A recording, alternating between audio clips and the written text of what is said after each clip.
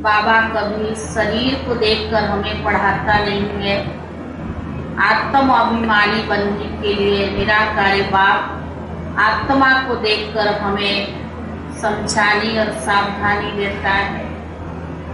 तो आज बाबा ने कहा कुछ भी हो जाए, किसी के भी नाम रूप में नहीं फंसना, चाहे लौकिक हो चाहे अलौकिक हो, चाहे अपनी देह, इन नाम रूप में फंसोगे तो तुम्हारी अवस्था नहीं बनेगी। हमारा सर्व संबंध बाबा से है, सर्व रिश्ता नाता बाबा से है और सर्व सुखों का सागर हमारा बाबा है। तो बाबा के सिवाय अगर किसी देहधारी को आधार बनाया या उसके आधार पर चले, अगर वो हिला तो हम भी हिले, तो बाबा ने कहा वो नाम रूप की बीमारी से अगर हम फंस गए तो हमारी अवस्था नहीं बनेगी। जितना हम बाबा से योग लगाएंगे, जितना हम बाबा से ताकत लेंगे, करंट लेंगे, उतना हमारी आयु भी बढ़ेगी। दूसरी बात बाबा ने कहा सेंसिबल बच्चे किससे कहेंगे? जो भगवान की नजर में सेंसिबल है और उनकी निशानियां क्या होगी।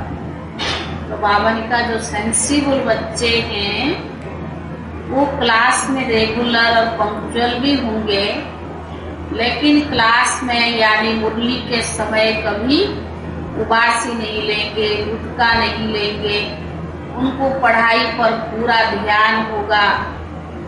तो बाबा ने कहा ऐसे बच्चों को बाबा बहुत पसंद करता है, तो सेंसिबल समझदार है। तो बाबा ने कहा बच्चों को भी जो बाबा की आस से, जो बाबा की पसंद है। तीसरी बात बाबा ने कहा जो मधुबन में आते हैं और आकर अगर इधर उधर घूमने फिरने के चक्कर में आते हैं, पढ़ाई के चक्कर में, धारण करने के चक्कर में नहीं आते हैं, तो बाबा ने कहा उनको ले आने वाली पर भी दंड पड़ता है, रेस्पॉन्सिबिलिटी वही होते हैं। तो बाबा ने कहा यहाँ उन्हें ले आओ जो पढ़ाई पढ़कर, जो जाकर के बादल भरकर दूसरे जगह बादल बरसे और रिफ्रेशमेंट होकर औरों को भी जाकर रिफ्रेशमेंट करे। ऐसा नहीं कि आप घूमने फिरने की भावना से आए और घूम फिर के चले जाए, पढ़ाई पर योग पर ध्यान ना दे। सार है 16 तारीख की मुरली है, 16/6 की। सारे मीठे बच्चे तुम्हें किसी भी देहधारी के नाम रूप में नहीं फंसना है।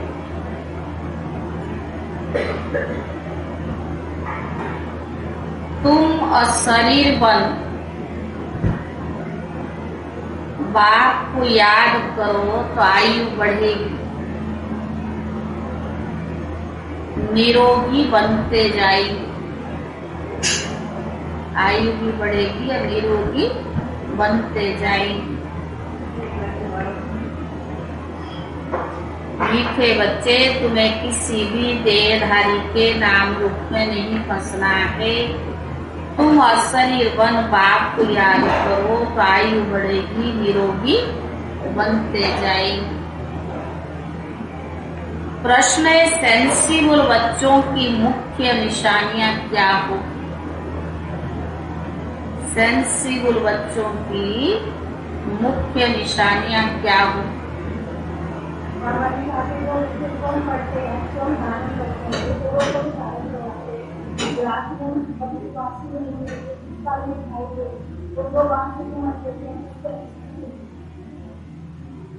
उत्तर है जो सेंसिबल होंगे वह पहले स्वयं में धारणा कर के दूसरों को कराएंगे।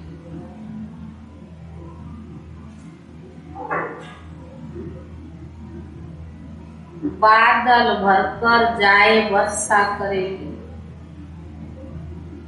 बादल भरकर जाए वर्षा करेगी। पढ़ाई के समय उबासी नहीं लेंगे, पढ़ाई के समय उबासी नहीं लेंगे।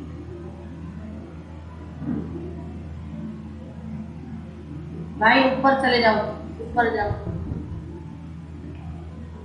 पढ़ाई के समय उबासी नहीं लेंगे। ब्राह्मणियों पर रेस्पॉन्सिबिलिटी है,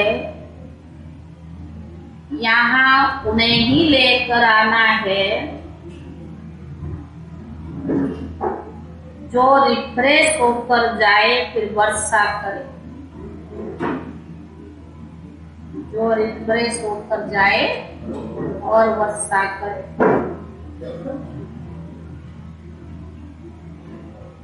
दूसरा, यहाँ वही आने चाहिए। कहाँ? मधुबन। यहाँ वही आने चाहिए जो योग में अच्छी तरह रहकर वायुमंडल को पावरफुल बनाने में मदद करे। यहाँ वही आनी चाहिए जो योग में अच्छी तरह रहकर वायुमंडल को पावरफुल बनाने में मदद करे। विघ्न ना डाले, विघ्न ना डाले। यहाँ आस पास बड़ी शांति रहनी चाहिए। यहाँ आस पास बड़ी शांति रहनी चाहिए। कोई भी प्रकार का आवाज ना, कोई भी प्रकार का आवाज ना। गीत है ओम नमः शिवाय। ओम शांति। ओम शांति का अर्थ तो समझाया है ना। बाप कहते आत्मा और परमात्मा शांत स्वरूप है। जैसे बाप वैसे बच्चे।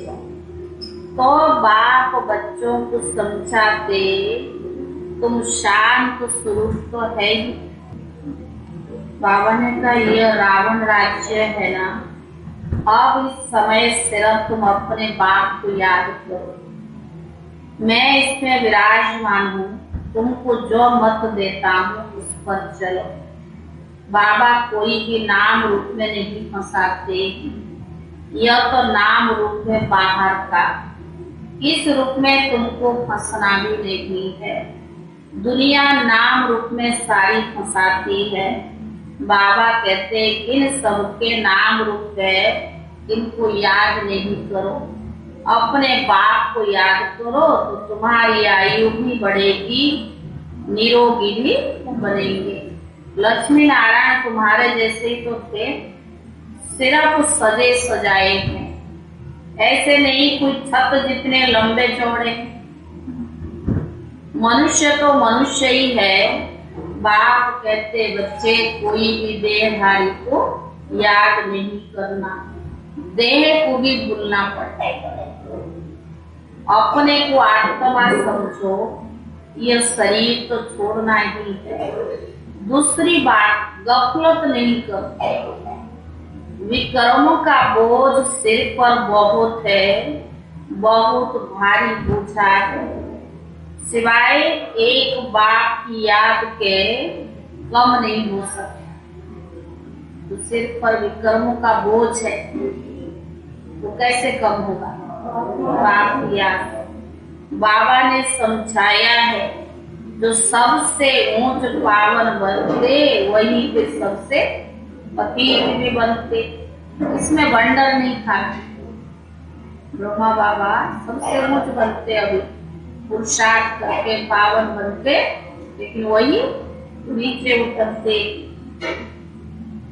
अपने को देखना है और बाप को याद करना है। जितना हो सके बाप को याद करो, बहुत सहज है। जो जितना प्यारा बाप है जो इतना प्यारा बाप है उनको उठते बैठते याद करना है। जिसको पुकारते पतित पावन आओ, परंतु आधा कलम से पुकारते आए कि पतित पावन आओ,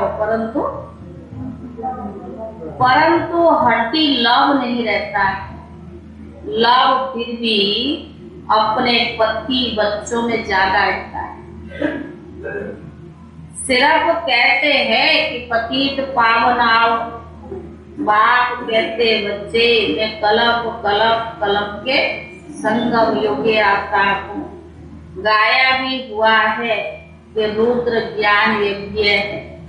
कृष्ण तो है ही सतियों का प्रिंस, वह फिर नाम रूप, उस नाम रूप देश काल के सिवाय आ न सके। नेहरू उस रूप में, उस पोजीशन में फिर कलप के बाद आएंगे। वैसे ही कृष्ण भी सतयुग में आएंगे, उनके पिक्चर्स बदल ना सके।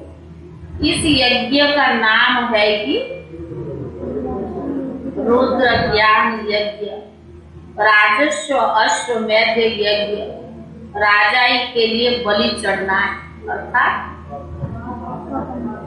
अर्थात उनका ही बन जाना है। बलि चढ़ना माना बाप का ही बन जाना है। बाप के बने हो तो सिर्फ एक बाप को ही याद करना चाहिए। हद से तोड़ बेहद में जोड़ना है। बहुत बड़ा बाप है ना, तुम बच्चे जानते हो बाप आकर हमें क्या देते। बेहद का बाप तुमको बेहद का वर्षा दे रही है, जो और कोई दे न सके। जो शिव बाबा बेहद का बाबा जो हमें वर्षा दे रही है, कोई और दे नहीं सकता। मनुष्य तो सब एक दो को मारते हैं, तो बाबा ने कहा मारते काटते हैं, आगे थोड़ी ये होता था। तुम बच्चे जानते हो फिर से बाबा आया हुआ है।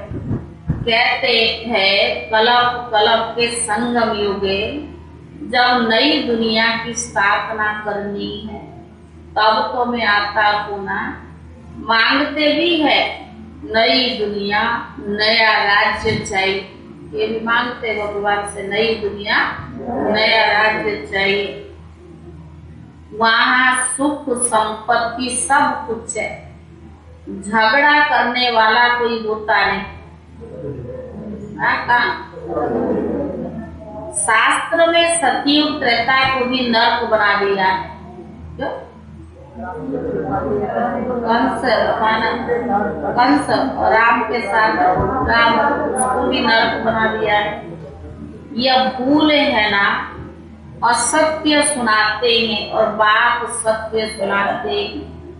बाप कहते तुम मुझे सत्य कहते हो ना, तो मैं आकर सत्य कथा सुनाता हूँ। 5000 वर्ष पहले भारत में किसका राज्य था? बच्चे जानते हैं बराबर 5000 वर्ष पहले लक्ष्मी नारायण का राज्य था। तो बावन का हिसाब तो सीधा है। कहते भी है क्राइस्ट के 3000 वर्ष पहले भारत में पैराडाइज था। सीधा हिसाब है ना। कहते हैं कलप की आयु इतनी क्यों रख दी? अरे हिसाब तो करो ना। क्राइस्ट को इतना समय हुआ। योगी है, 4 युग है, आधा कलप दिन और आधा कलप रात को लगता है। समझाने वाला बड़ा अच्छा चाहिए। बाप समझाते बच्चे काम महाशत्रु है। भारतवासी ही देवताओं की महिमा गाते हैं। सर्वगुण संपन्न, 16 कला संपन्न, संपूर्ण निर्विकारी। फिर 16,108 रानियां कहाँ से आई? तो बाबा ने कहा तुम जानते हो धर्म शास्त्र कोई भी है नहीं। धर्म शास्त्र उनको कहा जाता जिसने धर्म स्थापक ने उच्चारा है। धर्म स्थापक के नाम से शास्त्र बना है। अब तुम बच्चे नई दुनिया में जाते हो, यह सब पुराना तमो प्रधान है। इसीलिए बाबा कहते पुरानी चीजों से बुद्धियों हटाए, माँ में कम याद करो, तो तुम्हारे विकर्म विनाश हो जाए। गफलत करते हो तो बाबा इतना समझाता है, छोटी छोटी बातों के ऊपर भी ध्यान दिलवाता, फिर भी है। गफलत करते हो तो बाबा समझते हैं इनकी तकदीर में ऐसे ही है बहुत सहज बात। क्या तुम नहीं समझ सकते हो? बाबा सब चीजों पर ध्यान दिलवाता। क्या बाबा को तुम नहीं समझ सकते हो? मोह की रग सब तरफ से निकाल, अब एक बात को याद करो, 21 जन्मों के लिए फिर तुमको दुख नहीं होगा, ना तुम इतनी कुब्जाएं आदि बनेंगे। वहाँ तो समझते हैं बस आयु पूरी हुई, एक शरीर छोड़ा दूसरा लेना है। तो जैसे सर्प का मिसाल है, जानवरों का मिसाल देते हैं, जरूर उनको पता पड़ता होगा ना। इस समय के मनुष्य से जास्ती अकल जानवर में होते। भ्रमरी का मिसाल भी यहाँ का ही है, कीड़े को ले जाते हैं। अब तुम्हारे सुख के दिन आ रही है। बच्चियां कहती हम पवित्र रहते हैं, इसीलिए मार बहुत खानी पड़ती है। हाँ बच्चे, कुछ तो सहन करना ही पड़ेगा ना। अबलाओं पर अत्याचार गाए हुए हैं, अत्याचार करे तब तो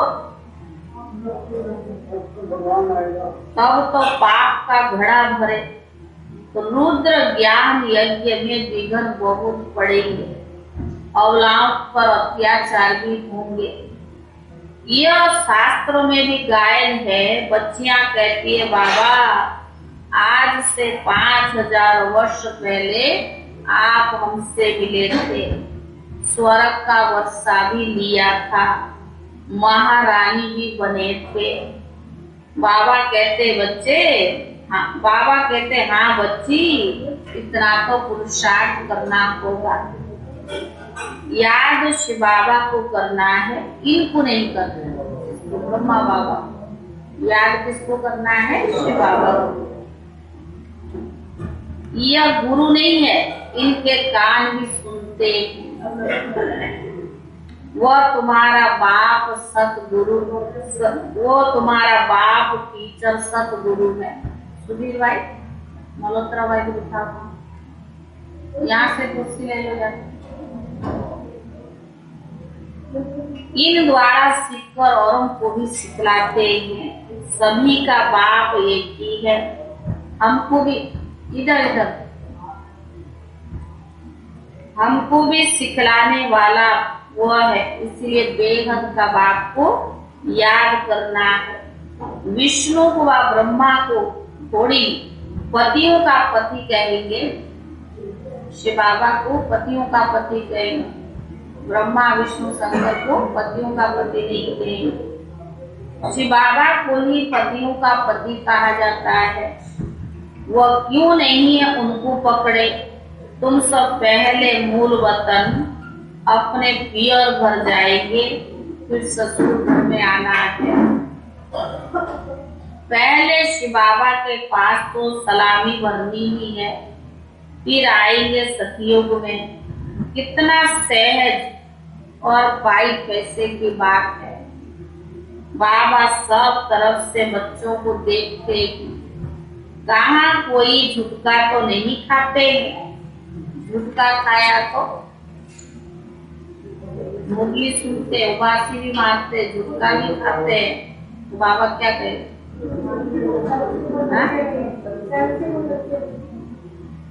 उबासी दी, झुटका खाया, बुद्धि योग गया, वह फिर वायुमंडल को खराब कर देता है। बोझ किसके पर चढ़ता है? जो ये काम करते हैं। क्योंकि बुद्धियों को बाहर भटकता तो है ना, तो बाबा हमेशा कहते हैं बादल ऐसे ले आओ जो रिफ्रेश होकर जाए और वर्षा करे। मधुबन में जाते हैं ना, जैसे गुटका गुटका बाहर बुद्धियों भटकना है। आज तो क्या है ना, आजकल लोग घूमने की बहाने से भी जाते हैं। अभी आप कहोगे ना हमको फलानी जगह जाओ, शांतिवन में बड्डी करेंगे, मानसरोवर में नहीं। क्यों? वहाँ बाहर कुछ है नहीं दुकानदारी, वहाँ क्या करना जाए? ज्यादा समय योग नहीं, बाहर घूमना। तो बाबा ने कहा रिफ्रेश होकर जाए, वर्षा करे, बाकी कर आकर क्या करेंगे? ले आने वाले पर भी रेस्पॉन्सिबिलिटी है। कौन सी ब्राह्मणी सेंसिबल है जो भर कर जाए वर्षा करे?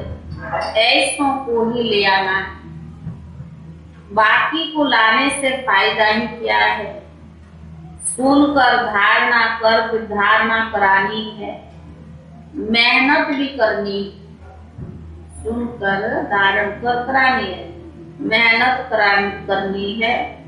जिस भंडारी से खाते हैं काल कंटक दूर हो जाते हैं। तो यहाँ वो आने चाहिए। मधुबन किसको जाना चाहिए? जो योग में अच्छी रीति रह सकते, नहीं तो वायुमंडल को भी खराब कर देते। इस समय और ही खबरदार रहना है। फोटो आदि निकालने की भी यहाँ बात नहीं है। और आजकल इस चक्कर में लगे, सबके पास मोबाइल है ना, फोटो लेना भी बहुत जरूरी है। तो बाबा ने कहा फोटो आदि निकालने की भी बात नहीं, जितना हो सके बाप की याद में रहकर योगदान देना है। आस पास बड़ी शांति रहनी चाहिए। हॉस्पिटल हमेशा बाहर एकांत में रहती है, जहाँ आवाज ना है ना, पेशेंट को दिक्कत ना हो, इसलिए हॉस्पिटल थोड़ा बाहर शहर के बीच में नहीं। तो बाबा ने कहा पेशेंट को शांति तो चाहिए ना। बाकी है आर्टिफिशियल, वो कहते हैं ना 2 मिनट डेड साइलेंस, परंतु वो 2 मिनट बुद्धि पता नहीं कहाँ रहती है। 1-2 को भी सच्ची शांति नहीं रहती है। तुम डिटेज हो जाएंगे, हम आत्मा है, यह है अपने स्वधर्म में रहना। बाकी गुटखा खाकर शांत रहना, ये कोई रियल शांति नहीं। गुटखा खाते हैं तो बाबा ने कहा, कहते हैं 3 मिनट साइलेंस और शरीर भव, ऐसे और कोई की ताकत नहीं जो कह सके। बाप का ही महावाक्य है, लाडले बच्चे मुझ बाप को याद करो तो तुम्हारे जन्म जन्मांतर के पाप कट जाएंगे, नहीं तो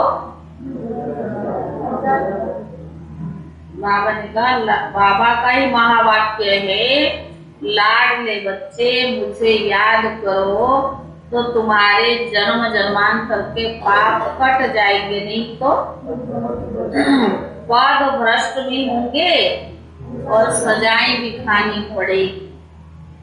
शिव बाबा के डायरेक्शन में चलने से ही कल्याण। जो बाबा डायरेक्शन देता है उस पे चलने में ही कल्याण है।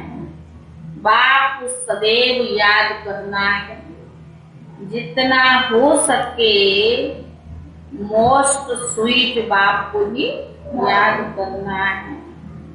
स्टूडेंट को अपने टीचर की इज्जत रखने के लिए बहुत ख्याल रखना होता है। बहुत स्टूडेंट पास नहीं हो तो टीचर को इजाफा नहीं मिलता है। जिस स्कूल में स्टूडेंट कम पास होते हैं, टीचर को इतना इजाफा नहीं मिलता है। तो बाबा ने कहा बहुत स्टूडेंट पास नहीं होते, टीचर को इजाफा नहीं मिलता है। यहाँ तो कृपा व आशीर्वाद की बात नहीं है। मेहनत कर, बाबा ने कहा हर एक को अपने ऊपर कृपा या आशीर्वाद करनी है। स्टूडेंट अपने ऊपर कृपा करते हैं, मेहनत करते हैं, यह भी पढ़ाई है। जितना योग लगाएंगे उतना विक्रमाजीत बनेंगे, उतना ऊंच पद भी पाएंगे, याद से एवं निरोगी बनेंगे। यह है ईश्वरीय बेहद का परिवार, माँ बाप और भाई बहन, बस यह ईश्वर का बेहद का परिवार है। माँ बाप भाई बहन बस, और कोई संबंध यहाँ नहीं है। और सभी संबंधों में चाचा मामा काका रहते हैं ना, यहाँ है ही भाई बहन का संबंध। ऐसा कभी होता नहीं है सिवाय संगम युग। जबकि हम माता पिता से वर्षा लेते हैं, सुख घनेरे है ना। रावण राज्य में दुख घनेरे और राम राज्य में सुख घनेरे, जिसके लिए तुम पुरुषार्थ करते हो। जितना जो पुरुषार्थ करता है वह कल्प कल्प के लिए सिद्ध हो जाता है। प्राप्ति बहुत भारी है, जितना जो पुरुषार्थ करेगा सिद्धि हो जाएगा, लेकिन प्राप्ति भी बहुत भारी है। जो करोड़ोंपति है, पदमपति है, उनका सब पैसा मिट्टी में मिल जाना है। थोड़ी लड़ाई लगने दो, देखना फिर क्या क्या होता है। बाकी कहानी तुम बच्चों की है। सच्ची कहानी सुनकर बच्चे सचखंड का मालिक बनते हो, यह तो पक्का निश्चय है ना। निश्चय बिगर यहाँ कोई नहीं आ सकता। भगवान पढ़ाते हैं, किसको पढ़ाते हैं? आत्मा को पढ़ाते हैं, यह पक्का निश्चय है। तुम बच्चों को कोई गलत नहीं करनी चाहिए, बाप से पूरा वर्षा लेना चाहिए, जैसे मम्मा बाबा वर्षा ले रही है। अच्छा मीठे मीठे सिखी ले दे बच्चों प्रति माता पिता बाप दादा का प्यार प्यार और गुड मॉर्निंग। वहानी बाप की वहानी बच्चों को नमस्ते। वहानी बच्चों की तरफ से वहानी बाप दादा को याद प्यार और नमस्ते। मातेश्वरी जी के अनमोल महावाक्य। मुक्ति और जीवन मुक्ति की स्टेज, मुक्ति और जीवन मुक्ति की स्टेज क्या है? मुक्ति और जीवन मुक्ति दोनों स्टेज अपनी अपनी। अब जब हम मुक्ति अक्षर कहते हैं तो मुक्ति का अर्थ क्या है? आत्मा शरीर के पाठ से मुक्त है। मुक्ति का अर्थ है आत्मा शरीर के पाठ से मुक्त है। गोया आत्मा का शरीर सहित सृष्टि पर पाठ नहीं। जब आत्मा का मनुष्य हस्ती में पाठ नहीं हो गया, आत्मा निराकारी दुनिया में है, सुख दुख से न्यारी दुनिया में है। इसको मुक्त स्टेज कहते हैं। क्या कहते? स्टेज कहते हैं। तो बाबा ने कहा इससे कोई मुक्ति पद से न्यारी है तो उससे भी जीवन मुक्त पद कहते हैं। तो सबसे ऊंची स्टेज है वह हमारी देवताई प्रारब्ध। इसी जन्म में पुरुषार्थ करने से यह सतियों की देवताई प्रारब्ध मिलती है। तो वह हमारा उच्च पद परंतु आत्मा जो पाठ में नहीं है उनको पद कैसे कहें? जब आत्मा का स्टेज पर पाठ नहीं तो मुक्ति कोई पद नहीं दे, पद नहीं है। अब इतने तो जो मनुष्य संप्रदाय है वह कोई सबके सतयुग में तो नहीं चल रहे। इतने जो करोड़ों मनुष्य है वे तो यहाँ जैसे वहां जैसे हो जाए ना, तो बाबा ने उन्होंने सतयुग में नहीं जाना है, क्योंकि वहां मनुष्य संप्रदाय कम रहती है। तो जो जितना प्रभु के साथ योग लगाए कर्मातीत बने हैं तो सतयुगी जीवन मुक्त देही देवता पद पाते हैं। वह मुक्ति में है, लेकिन मुक्ति धाम में कोई पद नहीं है। वह स्टेज तो बिगर पुरुषार्थ आपे ही अपने समय पर मिल जाती है। जो मनुष्य की चाहना द्वापर से लेकर कलयुग अंत तक उड़ती आई है कि हम जन्म मरण के चक्कर में न आवे, वह आस अब पूर्ण होती है। फिर तो लेंगे द्वापर से, लेकिन अब आधा कल्प मुक्ति में जाएगी। मतलब सर्व आत्माओं का वाया मुक्ति धाम के पास अवश्य होना है, चाहे जीवन मुक्ति वाले चाहे मुक्ति वाले, लेकिन सब कहाँ पास होंगे? मुक्ति धाम होकर के जाना है। अच्छा, धारणा के लिए मुख्य सार पहला है शरीर से डिटेच हो, स्वधर्म में स्थित रहने का अभ्यास करना है। शरीर से डिटेच हो, स्वधर्म में स्थित रहने का अभ्यास करना है। जितना हो सके मोस्ट बिलेवेड बाप को याद करना है। जितना हो सके मोस्ट बिलेवेड बाप को याद करना है। मोह की रग सब तरफ से निकाल देनी है। मोह की रग सब तरफ से निकाल देनी है। दूसरा, पढ़ाई पर पूरा ध्यान दे, अपने ऊपर आप ही कृपा व आशीर्वाद करनी है। दूसरा है पढ़ाई पर पूरा ध्यान दे, अपने ऊपर आप ही कृपा व आशीर्वाद करनी है। बुद्धियों को हद से तोड़ बेहद से जोड़ना है।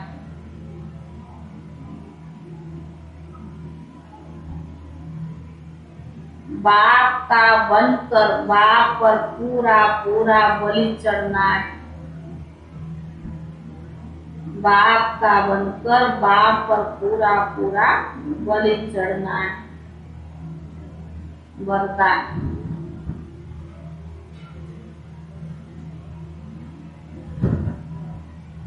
सदा सत्य के संग द्वारा कमजोरियों को समाप्त करने वाले सहज योगी सहज ज्ञानी भक्त, सदा सत्य के संग द्वारा कमजोरी को समाप्त करने वाले सहज योगी सहज ज्ञानी भक्त। कोई भी कमजोरी तब आती है जब सत्य के संग से किनारा हो जाता है।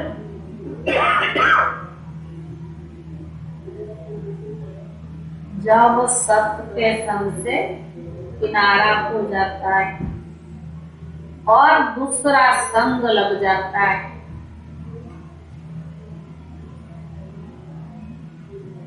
इसीलिए भक्ति में कहते सदा सत्य संग में रहो। इसीलिए भक्ति में कहते सदा सत्य संग में रहो। सत्य संग अर्थात सदा सत्य बाप के संग में रहना।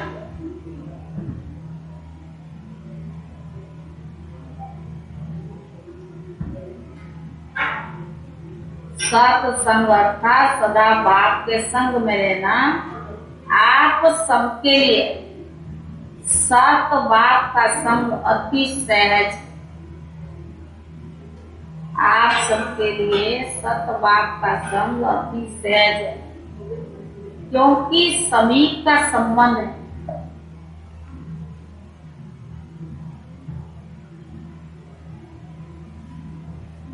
समीप का संबंध है तो सदा सत्संग में रहो। कमजोरियों को समाप्त करने वाले सहज योगी सहज ज्ञानी बनो। सदा सत्संग में रहो, कमजोरियों को समाप्त करने वाले सहज योगी सहज ज्ञानी बनो। स्लोगन: सदा प्रसन्न रहना है तो प्रशंसा सुनने की इच्छा का त्याग कर दो। नहीं होता तो दुखी हो जाते हैं ना। जिनको महिमा सुनने की आदत है, अगर कोई नहीं किया तो क्या होगा? दुखी हो जाते। सदा खुश रहना, प्रसन्न रहना है तो प्रशंसा सुनने की इच्छा त्याग कर दो।